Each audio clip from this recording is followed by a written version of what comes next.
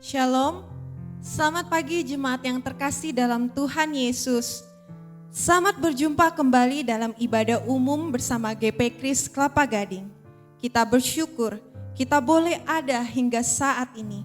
Semua karena kebaikan dan kasih Tuhan.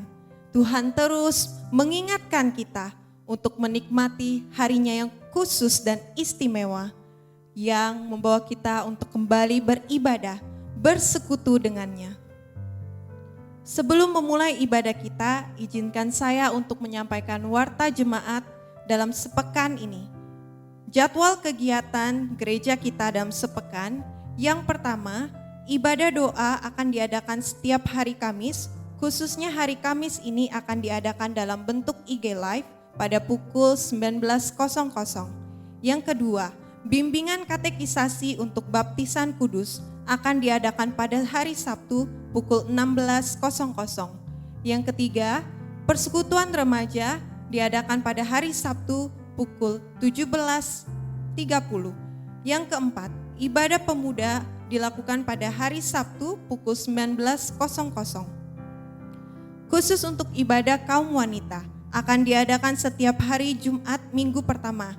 Dan untuk khususnya di bulan Desember ini, ibadah kaum wanita akan diadakan pada Jumat tanggal 10 Desember dikarenakan akan diadakan perayaan Natal bersama kaum wanita pada pukul 20.00. Lalu untuk kebaktian umum setiap hari Minggu pada pukul 10.30, kelas sekolah minggu pada pukul 9 pagi. Mari kita terus mendukung setiap ibadah online gereja kita. Biarlah kita terus bertumbuh dalam setiap ibadah yang kita lalui. Dan kami juga mengundang untuk setiap saudara-saudari boleh mengajak saudara atau teman-teman untuk mengikuti ibadah online gereja GP Kris Kelapa Gading. Warta selanjutnya atas nama Majelis Jemaat mengucapkan terima kasih kepada Bapak Ibu yang dengan setia memberikan persembahan syukur maupun perpuluhan kepada Tuhan. Kiranya Tuhan memberkati setiap saudara-saudari yang dengan setia memberikan persembahan. Dan warta yang terakhir adalah warta pernikahan dari saudara David dan Christine yang akan diadakan pada tanggal 20 November 2021 ini. Untuk diketahui bahwa kedua saudara ini dari Jemaat GP Kris Pangkal Pinang dan GP Kris Kelapa Gading diminta untuk melaksanakan pemberkatan pernikahan tersebut. Kiranya Tuhan boleh memimpin dan memberkati pelayanan GP Kris Kelapa Gading. Demikian warta yang saya sampaikan. Mari saya undang setiap jemaat untuk bangkit berdiri. Kita mengambil saat teduh sejenak untuk mempersiapkan hati kita masuk dalam ibadah kita.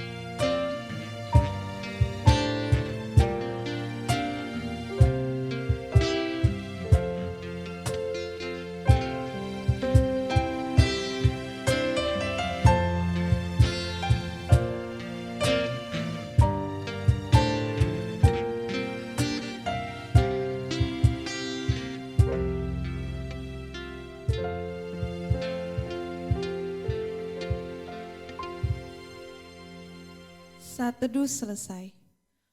Pertolongan kita ialah dari Tuhan yang telah menjadikan langit dan bumi dan yang telah memilih kita sebelum dunia dijadikan, supaya kita kudus dan tak bercacat di hadapannya. Kiranya Allah Bapa yang Maha Kasih, Juru Selamat kita, Yesus Kristus, dan penghiburan dari Roh Kudus menyertai ibadah kita ini dari awal hingga selesai. Amin. Jemaat dipersilakan duduk kembali. Firman Tuhan dalam Yohanes 3 ayat 16. Karena begitu besar kasih Allah akan dunia ini, sehingga Ia telah mengaruniakan anaknya yang tunggal, supaya setiap orang yang percaya kepadanya tidak binasa, melainkan beroleh hidup yang kekal. Kita sungguh bersyukur kita mempunyai Allah, Bapa kita yang baik. Dia mengasihi kita, Dia mengajari kita, Dia menuntun setiap langkah kita dan memberikan harapan dalam hidup kita. Kita bersama-sama akan masuk dalam ibadah. Kita naikkan pujian, Kau Bapa yang baik.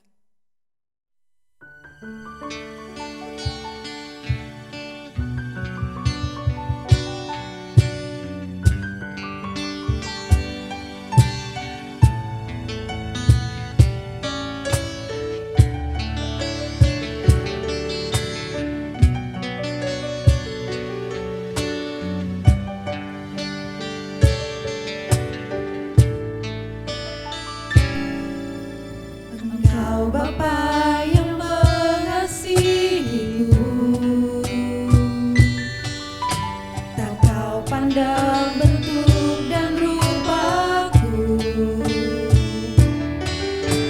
Engkau mengasihiku dengan sepenuh hati, tak pernah sama seperti dunia ini. Engkau Bapa yang mengajariku melewati awan yang kelabu. Engkau buatku terbang bagaikan raja wali, mengatasi segala pencobaan. Kau Bapa yang baik.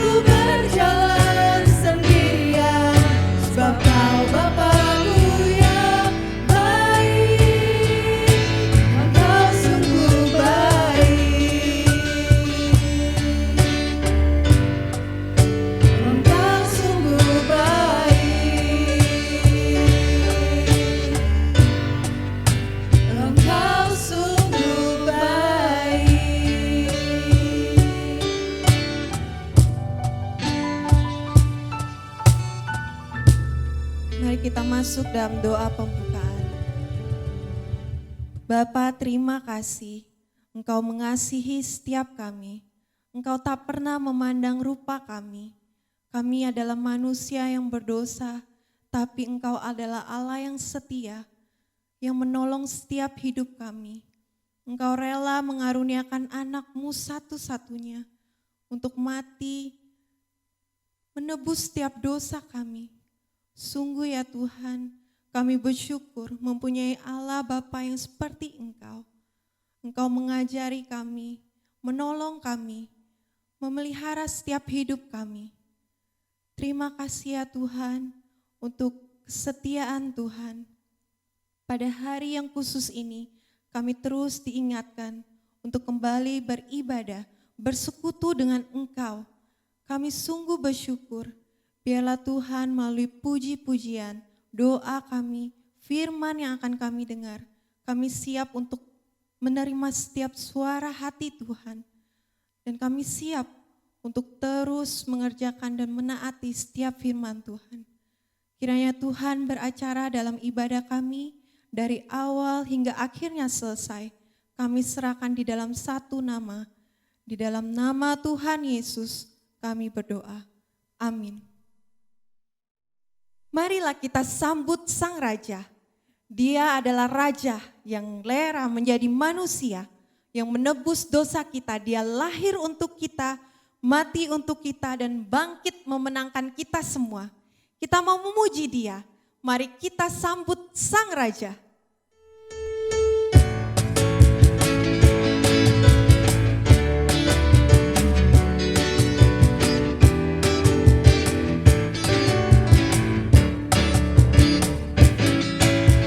Mari kita sambut Sang Raja. Mari kita puji nama-Nya. Dia yang maha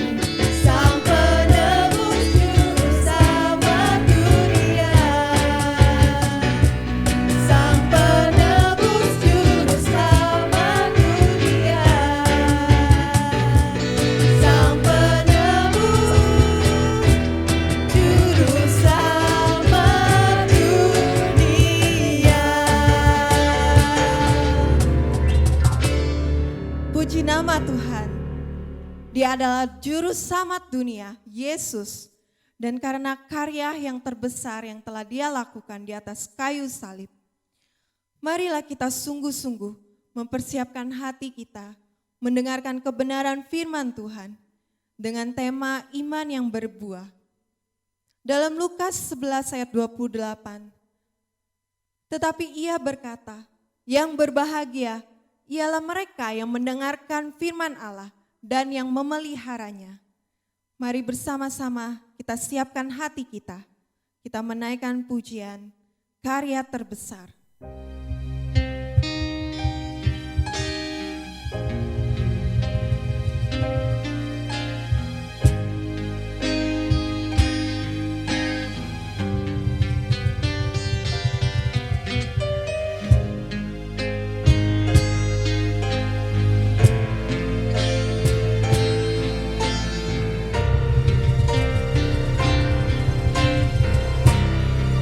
Karya terbesar dalam hidupku, pengorbananmu yang selamatkanku.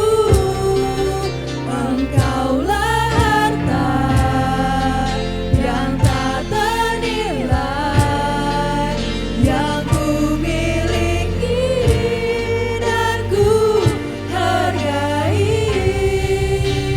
Yesus, Engkau ku kagumi.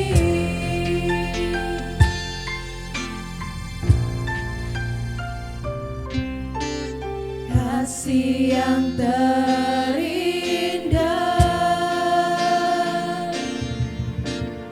hati yang mulia,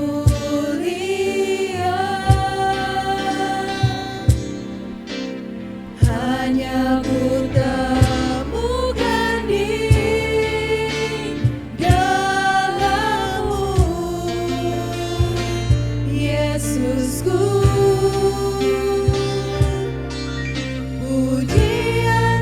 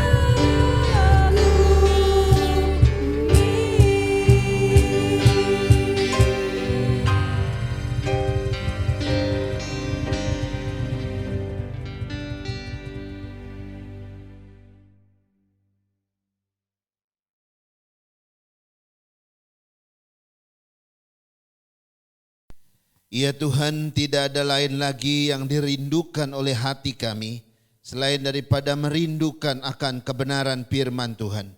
Karena itu Tuhan, biarlah Engkau ambil alih waktu ini untuk mengetengahkan kebenaran firman-Mu bagi kami.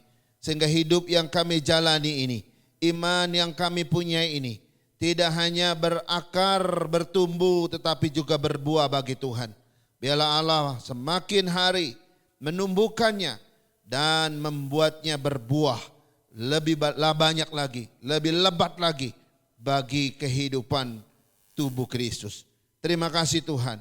Biarlah Engkau terus berkarya, tidak hanya karya di atas salib, tetapi juga karya di dalam setiap pribadi kami, sampai kami menjadi matang dan memuliakan Tuhan.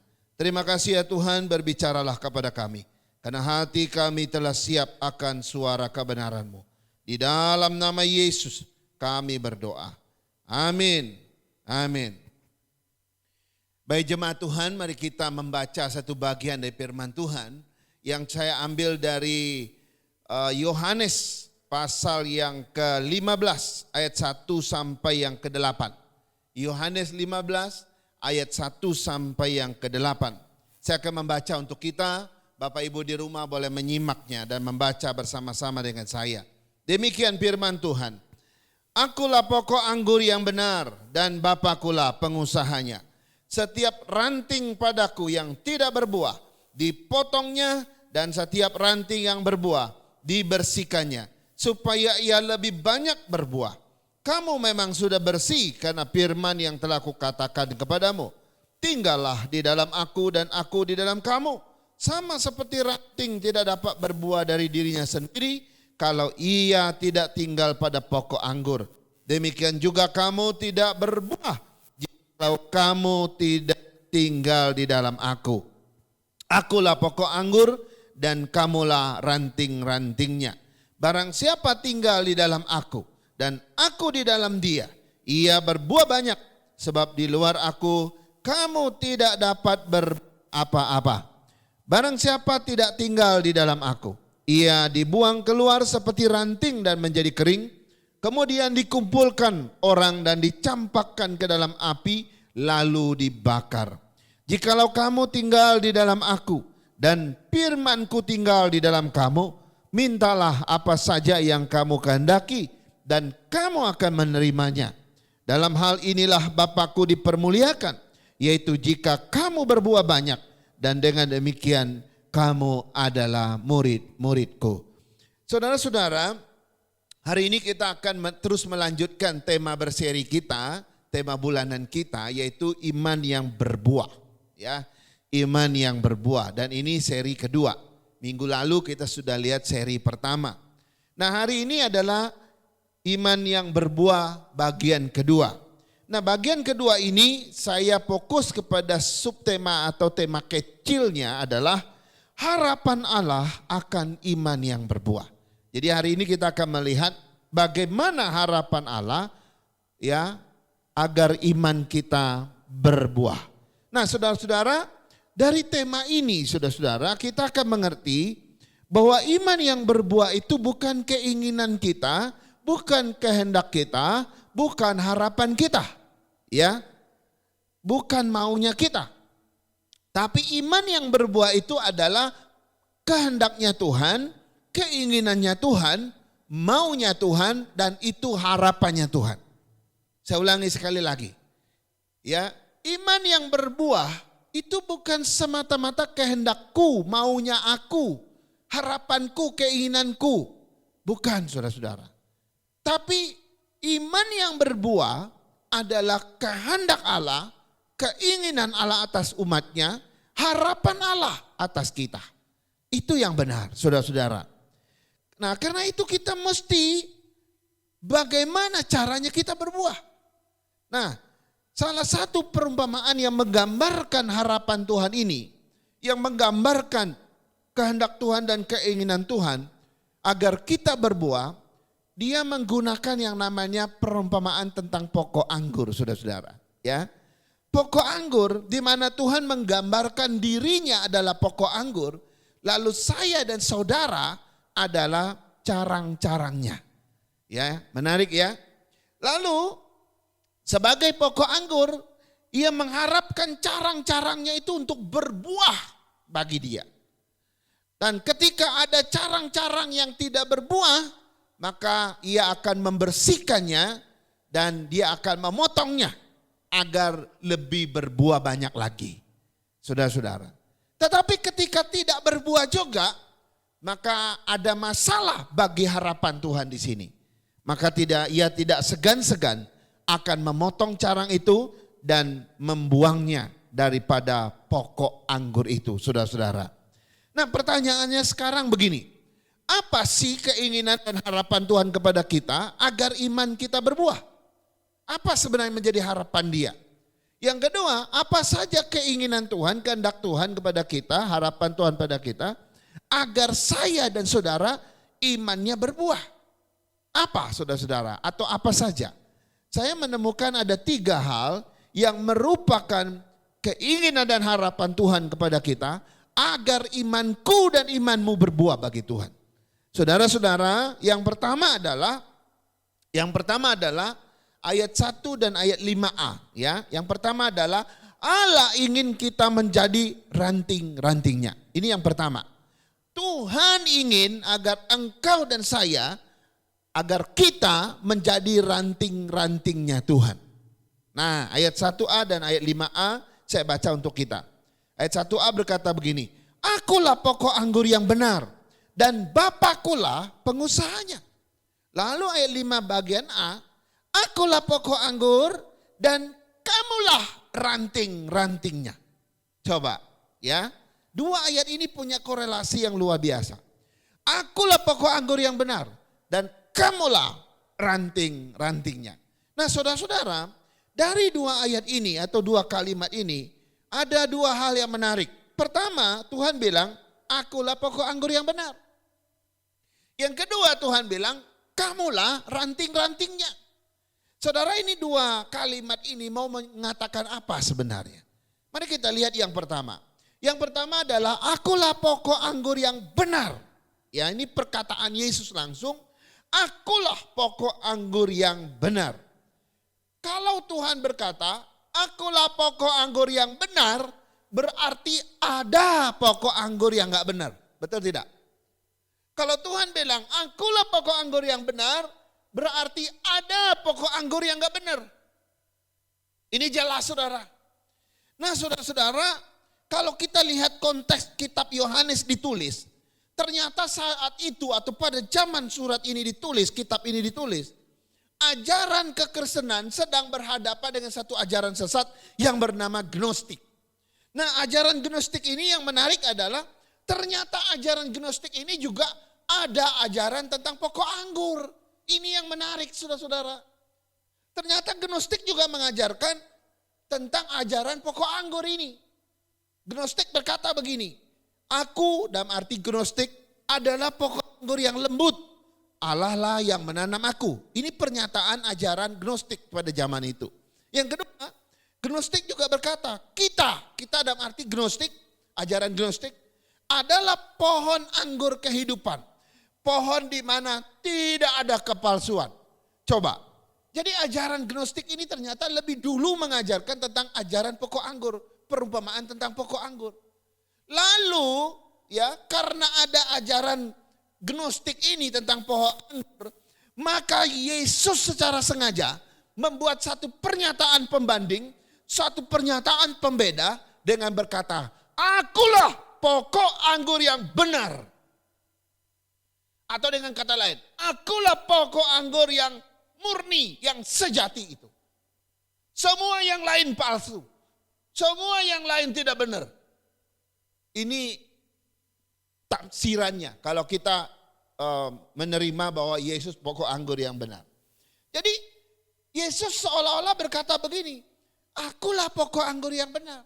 Di luar sana masih banyak pokok anggur yang lain. Tapi itu semua pokok anggur yang tidak benar, yang tidak sejati, yang tidak murni, yang liar, yang palsu, saudara-saudara. Ini maksud Yesus, sehingga dia membuat pernyataan ini. Akulah pokok anggur yang benar. Nah, saudara-saudara, Bukankah ini sesuatu menyatakan suatu kebenaran buat kita? Sekarang saya mau lihat, kita lihat yang kedua ya.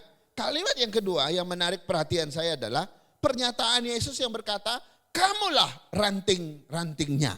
Nah saudara-saudara, kalimat ini kita akhirnya mengetahui satu hal dari kalimat ini.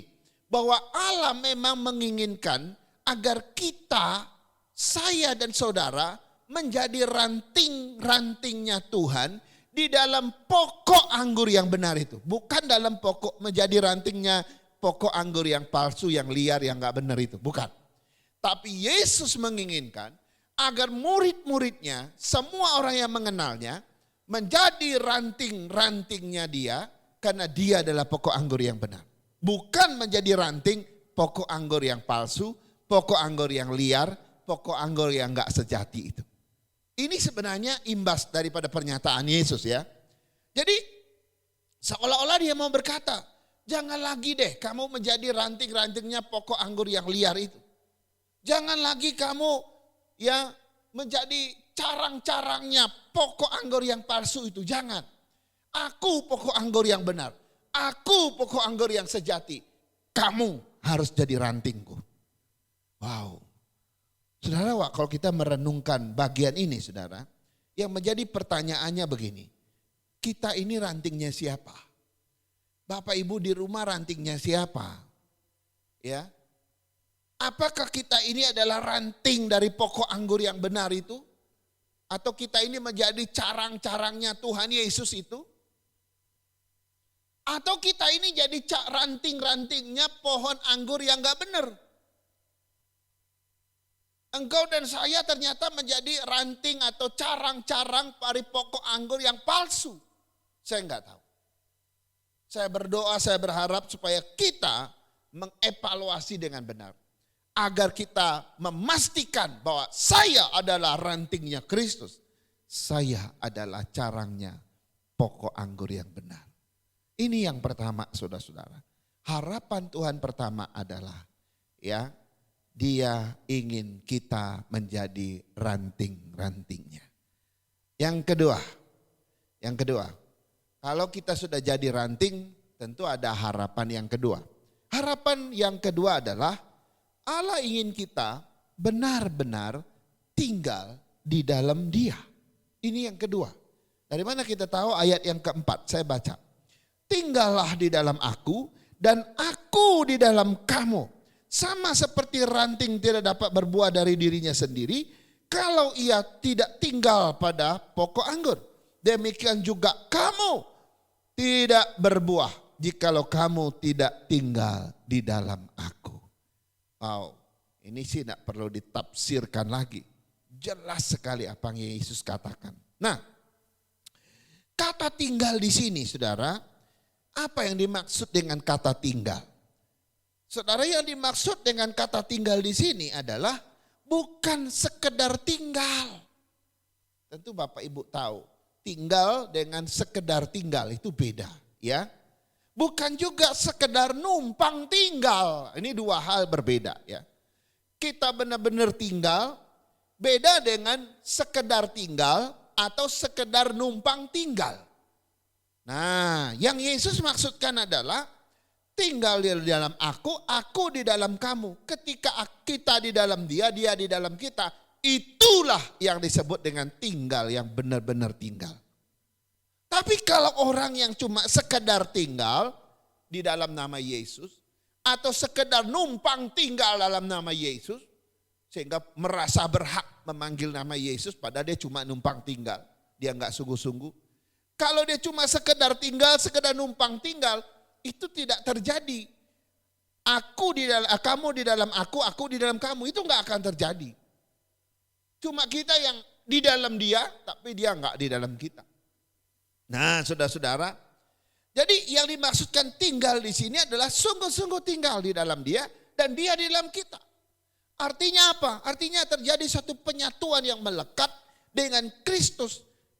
Aku di dalam Kristus, Kristus di dalam aku. Itu artinya. Yang kedua, hubungan kita melekat kuat dengan Kristus sehingga tidak terpisahkan satu sama lain. Yang ketiga, relasi kita yang terintegrasi dengan Kristus secara pribadi. Sehingga hubungan kita menyatu di dalam Kristus. Gak bisa lagi dipisah-pisahkan. Nah saudara, banyak orang mengaku percaya Yesus, betul tidak? Banyak orang mengaku ikut Yesus, sudah ikut Yesus. Wah, saya sudah ikut Yesus sudah lama. Saya sudah percaya Yesus sudah waktu kecil kok. Gitu ya. Banyak orang ngaku begitu ya. Tetapi iman mereka kalau dinilai gitu ya, ternyata enggak juga berbuah gitu. Ngakunya udah percaya Yesus, ngakunya udah ikut Yesus sejak kecil. Tapi imannya biasa-biasa saja. Enggak ada buah yang sama sekali. Nah orang kalau ngakunya udah percaya Yesus, ikut Yesus sejak kecil tapi enggak ada buah iman, saudara ada satu tanda tanya besar. Ini orang pasti enggak tinggal di dalam Tuhan. Dan Tuhan juga enggak tinggal bersama dia. Ya, dan masalahnya di situ. Ya, jadi kalau ada orang bilang ngaku percaya Yesus sejak kecil, ya sudah dibaptis sejak kecil usia 13 tahun gitu ya. Lalu sudah percaya Yesus sejak kecil, tapi imannya enggak berbuah, biasa-biasa saja. Nah kalau imannya enggak berbuah sama sekali, maka masalahnya adalah di kata tinggal tadi. Mungkin dia tidak sungguh-sungguh tinggal dalam Tuhan. Dia cuma sekedar tinggal dalam nama Yesus saja. Atau dia cuma sekedar numpang tinggal di dalam Yesus saja. Tapi tidak ada hubungan dia di dalam Kristus, Kristus tidak di dalam dia. Itu tidak terjadi. Nah kalau sudah begini saudara-saudara, itu namanya kita dekat dengan keselamatan. Tapi kita belum sampai kepada keselamatan. Saudara ada dua pandangan penafsir di dalam bagian ini sebenarnya. Ada penafsir mengatakan arti ketika Yesus bilang, kamu tinggal di dalam aku tinggal di dalam kamu. Itu artinya dua menurut para penafsir. Yang pertama adalah tinggallah di dalam aku, ya, maka aku akan tinggal di dalam kamu. Artinya apa? Kamu mesti tinggal dulu dalam aku, maka aku selanjutnya akan tinggal di dalam kamu. Ini pengertian pertama. Yang kedua adalah tinggallah di dalam aku dan usahakanlah aku tinggal di dalam kamu. Jadi orang kalau percaya Yesus enggak otomatis dia tinggal dalam Tuhan kok. Dan juga enggak otomatis Tuhan tinggal di dalam dia. Ada suatu step demi step yang dia harus lewati. Ada satu usaha yang dia harus kerjakan. Setelah dia percaya Yesus, dia berusaha untuk tinggal di dalam Kristus. Dan dia juga berusaha supaya Yesus tinggal di dalam dia. Itu yang terjadi. Sehingga ada satu persekutuan yang manis di antara kita dengan dia. Jadi kita enggak cuma sekedar tinggal. Kita juga enggak cuma sekedar numpang. Jadi ini menarik ya. Kalau engkau betul-betul tinggal di dalam Tuhan dan Tuhan tinggal di dalam engkau, imanmu pasti berbuah. Tapi kalau imanmu tidak berbuah, masalahnya adalah mungkin kau belum tinggal di dalam dia dan dia belum tinggal di dalam dirimu. Ini yang menjadi perenungan. Apakah kita ini sudah di dalam Kristus dan Kristus sudah di dalam kita atau belum? Kalau Yesus belum di dalam kita, kita juga belum di dalam dia. Maka hidup kita, iman kita enggak mungkin berbuah. Sebab salah satu syarat iman berbuah, engkau harus di dalam Kristus dan Kristus harus di dalam kita. Ini harapan yang kedua. Yesus ingin kita tinggal di dalam dia dan dia di dalam kita. Ini harapan kedua. Harapan Yesus yang ketiga. Ini puncak dari harapan Kristus. Yang ketiga adalah Allah ingin kita benar-benar mengeluarkan buah. Nah, saudara-saudara, dari mana kita tahu ayat 2 dan ayat 5? Saya baca untuk kita. Ayat 2 berkata begini. Setiap ranting padaku yang tidak berbuah dipotongnya dan setiap ranting yang tidak berbuah dibersihkannya supaya ia lebih banyak berbuah. Akulah pokok anggur dan kamulah ranting-rantingnya. Barang siapa tinggal di dalam aku dan aku di dalam dia, ia berbuah banyak sebab di luar aku kamu tidak dapat berbuat apa-apa. Saudara-saudara, dari dua ayat ini ya saya menemukan atau kita menemukan bahwa Tuhan ingin kita benar-benar mengeluarkan buah iman. mengeluarkan buah, saudara-saudara ya. Kalau kita tidak berbuah, maka dia akan lakukan dua hal. Pertama, dia akan bersih-bersih, ya, dia akan bersih-bersih gitu ya. Dan dia akan potong-potong dahan yang enggak benar punya gitu ya. Yang enggak bisa potensi untuk berbuah dia potong. Itu menyakitkan, ya, menyakitkan. Yang kedua, tidak hanya membersihkan, ya, kalau ada yang betul-betul sudah enggak bisa diharapkan lagi, dipotong ranting itu, dibuang lalu dimakan. Saudara, ini berbicara kepada orang ya yang memang hidupnya tidak dipanggil oleh Tuhan dan akhirnya memang dibuang dan ditolak gitu ya. Tuhan tidak memilihnya. Ya, dia hanya pilih ranting-ranting yang memang dia sudah tentukan dan itu pasti berbuah. Nah, Allah tidak mau kita sekedar tinggal tadi. Tuhan tidak mau kita sekedar numpang seperti benalu. Ya, kita tahu benalu ya, pohon-pohon di manapun selalu ada benalunya. Nah, benalunya itu dia numpang di salah satu carang dan dia numpang di situ, dia makan, dia mengambil nutrisi-nutrisi untuk kehidupannya lewat pohon itu, saudara-saudara.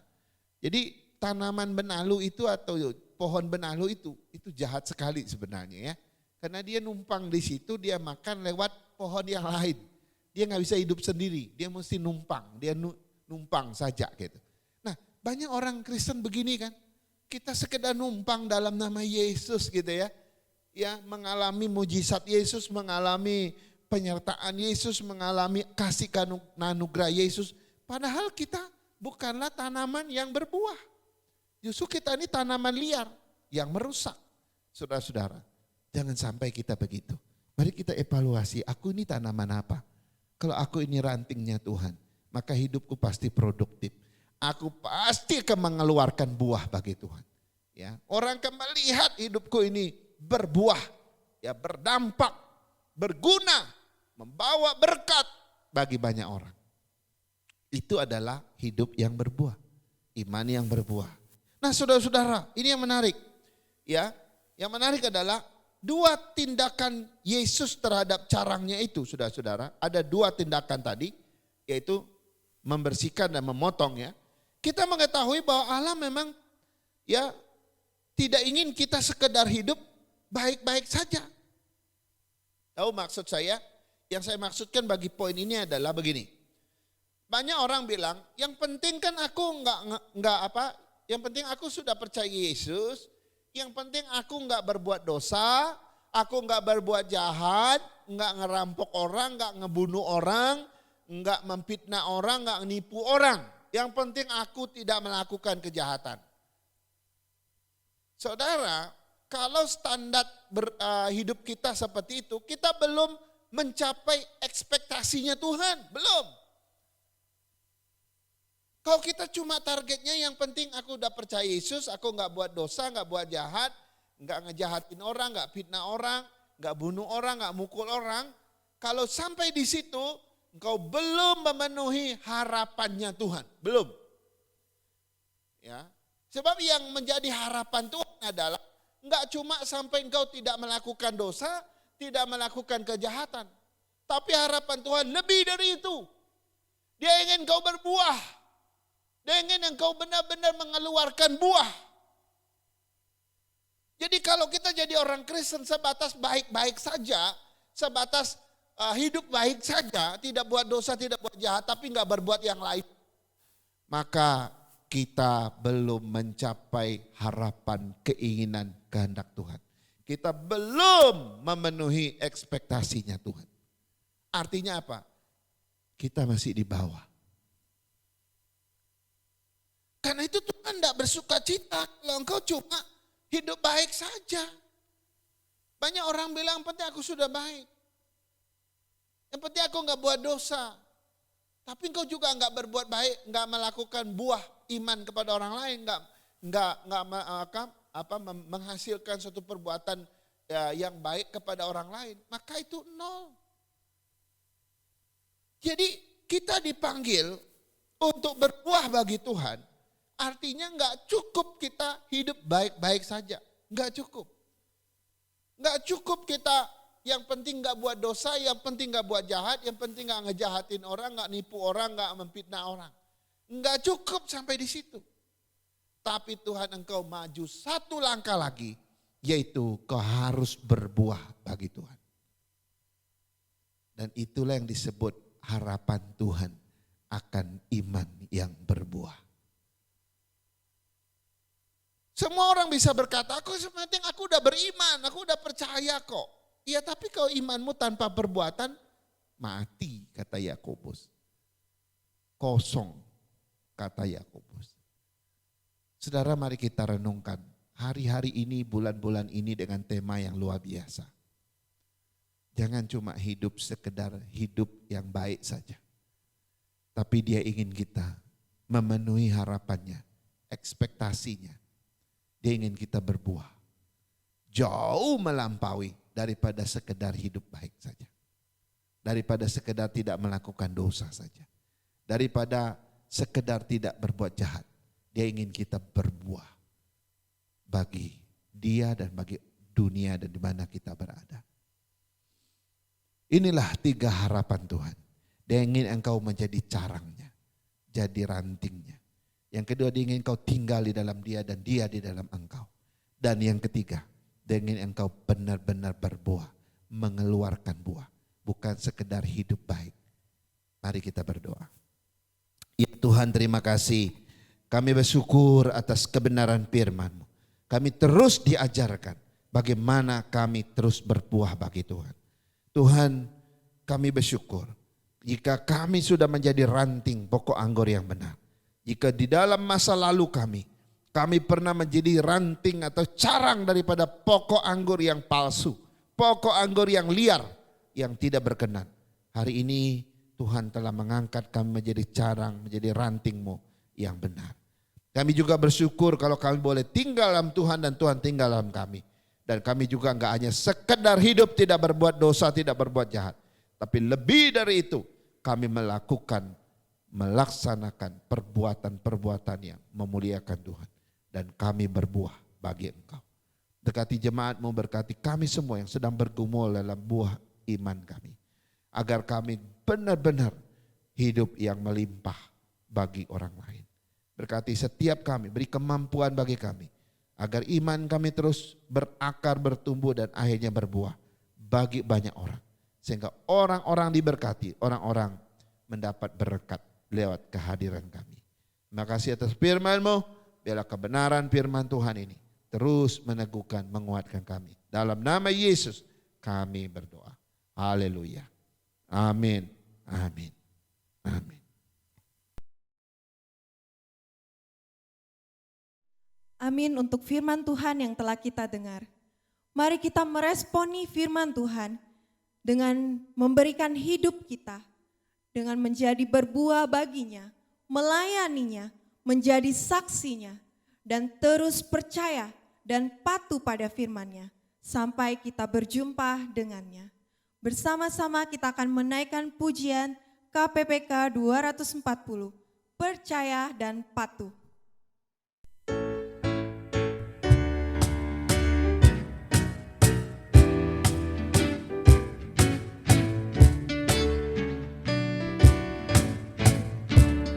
Bersama Tuhanku dalam terang firman-Nya, Dia yang menyinari jalanku. Ku turut perintah-Nya, Dia tinggalkan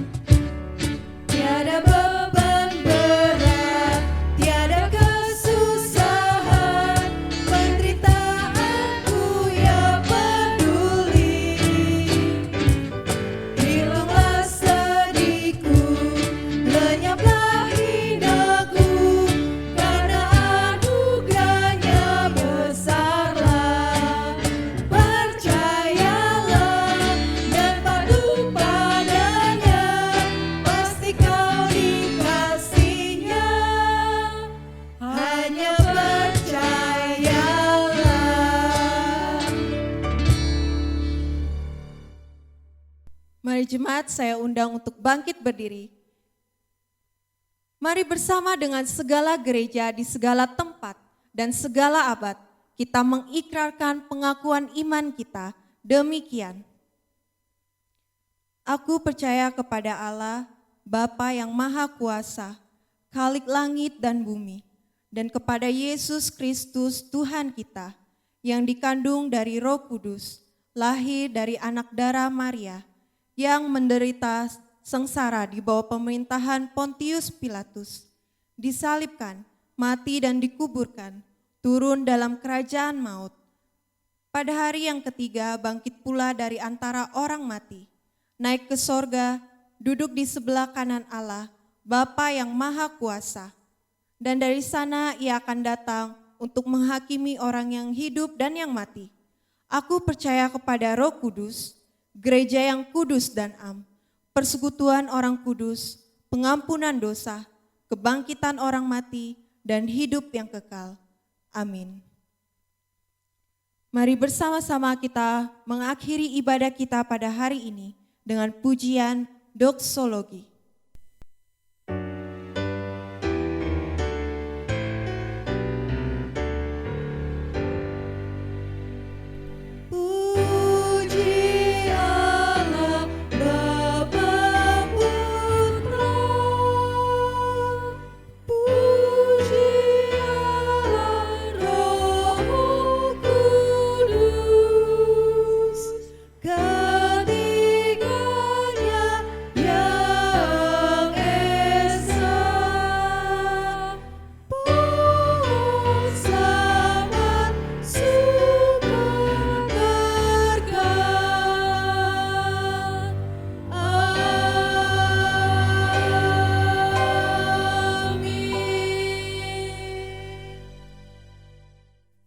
Jemaat Tuhan yang Tuhan Yesus kasihi, marilah kita pulang ke tempat kita masing-masing.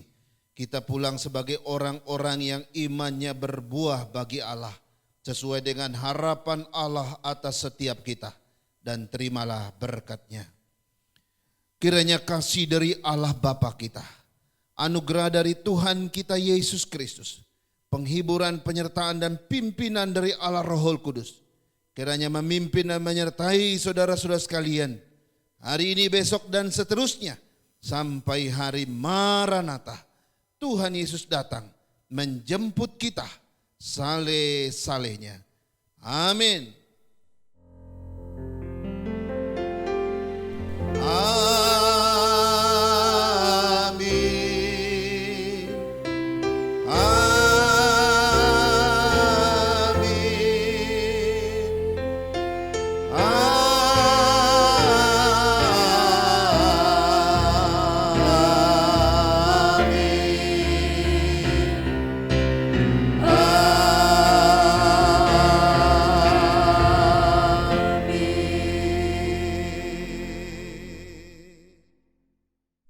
Amin. Ibadah kita selesai, silakan duduk dan saat teduh sampai ketemu hari Minggu yang akan datang.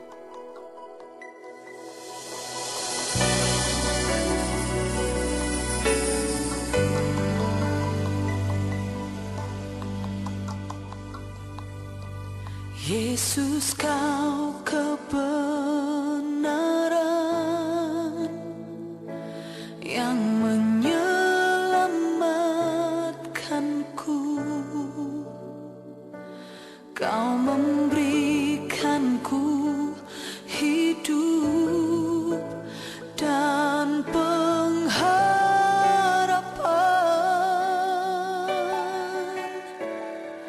Ku ikut kehendak-Mu,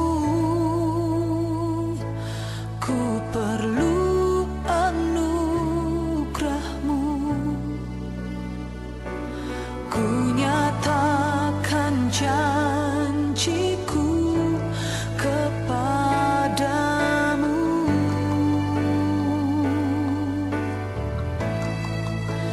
Kalau ku hidup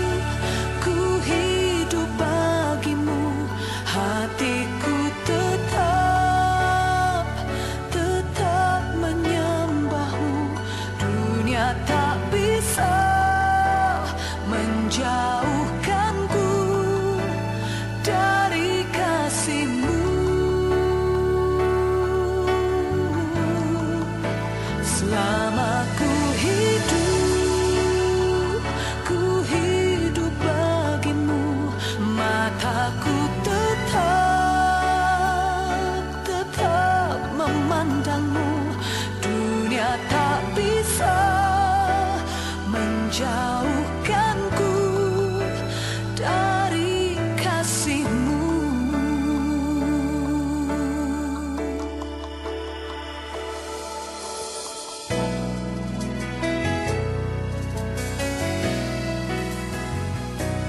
Yesus, Kau kebenaran yang menyelamatkanku. Kau memberikanku hidup dan pengharapan. Oh, ku ikut kehendak-Mu. Ku perlu anugerah-Mu. Ku nyatakan janjiku kepadamu.